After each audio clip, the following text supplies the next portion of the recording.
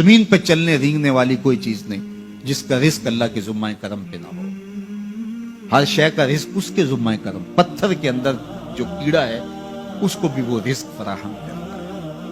اللہ اکبر. ہم تو کاروبار پہ جا رہے ہوتے ہیں, ہماری تو فیکٹری ہوتی ہے, ہماری تو ملازمت ہوتی ہے, دفتر جا رہے ہوتے ہیں اور ہمیں وہاں رزق ملنا ہوتا ہے. لیکن پرندوں کی تو کوئی فیکٹری نہیں ہوتی, ان کا تو کوئی دفتر نہیں ہوتا. جب صبح چلتے ہیں تو خالی پیٹ ہوتے ہیں, کبھی بھوکے نہیں آئے. بن توکل پنچھی اڑ دے, خرچ نہ پلے زیرہ ہو. کوئی خرچ نہیں لیتے, کوئی راس المال نہیں ان کے پاس ہوتا, کوئی ایک دن پہلے بکنگ نہیں کروائی ہوتی, کوئی فیکٹری نہیں ہے, کوئی دفتر نہیں ہے, لیکن کبھی بھی خالی نہیں آئے.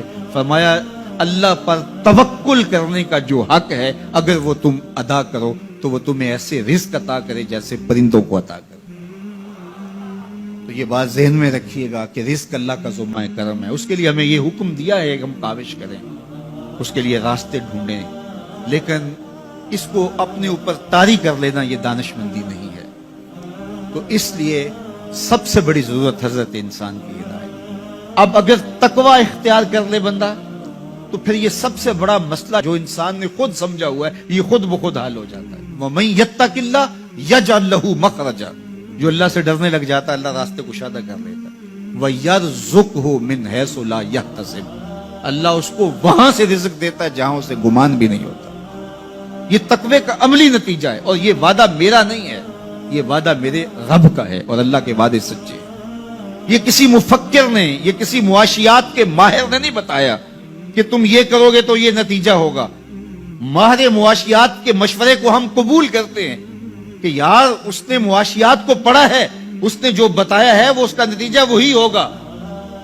یہ جس نے معاشیات کو پیدا کیا ہے, جس نے رزق کو پیدا کیا, یہ اس کا وعدہ ہے اگر تم مجھ سے ڈرنے لگ جاؤ گے تو وہاں سے رزق دوں گا جہاں تمہیں گمان بھی نہیں ہوگا. تو یہ تقوی کا عملی نتیجہ ہے. تو اللہ کے محبوب علیہ الصلوۃ والسلام نے ارشاد فرمایا میں تمہیں تقوی کی وصیت کرتا ہوں, یہ تیرے تمام امور حیات کے لیے خیر و برکت کا ذریعہ ہے.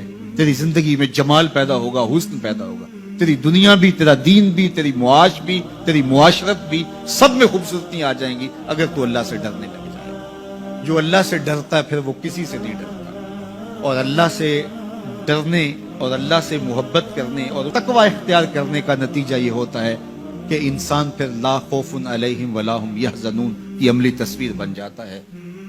اچھا, یہ ایک جامع بات تھی جو حضرت ابو ذر رضی اللہ تعالیٰ عنہ کو حضور نے بتائی, لیکن ان کی طلب تھی, موقع ملا تھا حضور کی چوکھٹ پہ حاضری کا, تو دامن طلب پھیلایا تھا, تو کہا اب مانگ رہے ہیں تو پھر کم کیوں مانگیں ہیں, آج وہ مائل بعطا اور بھی کچھ مانگ. تو آج پھر جھولی پھیلا لی اور کہا زدنی یا رسول اللہ صلی اللہ علیہ وسلم, حضور یہ تو عطا کیا لیکن مجھے کچھ اور بھی ارشاد کیجیے, میری جھولی میں کچھ اور بھی ڈال دیجیے. تو آقا کریم علیہ الصلوۃ والسلام نے ارشاد فرمایا علیک بتلاوت القرآن وذکر اللہ. میں تمہیں دو چیزیں بتاتا ہوں, ایک تو قرآن مجید کی تلاوت کو معمول زندگی بنا لو, اور دوسرا اللہ کا ذکر یہ اپنی زندگی میں اتار لو.